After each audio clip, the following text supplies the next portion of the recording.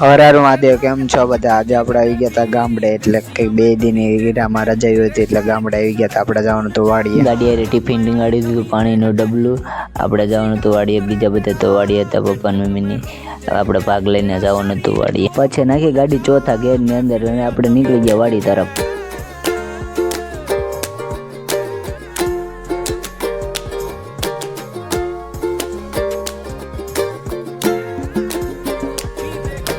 આ છે આપણા પપ્પા મમ્મી અને અહીંયા કુરકુરિયાનો ઢગલો હતો. આપણને કુરકુરિયા ભાવતા હતા એટલે આપણે બે ગયા હતા હાથમાં જામફળ લઈને. આપણે નાસ્તો કરીને આપણે આવી ગયા હતા બીજી વાડીએ આવીને આપણે વાળવાનું હતું પાણી. આપણે આખી વાડીની અંદર આપણે ઘઉં વાવી દીધા હતા. ઘઉં ઘણા પણ બધા મોટા થઈ ગયા છે.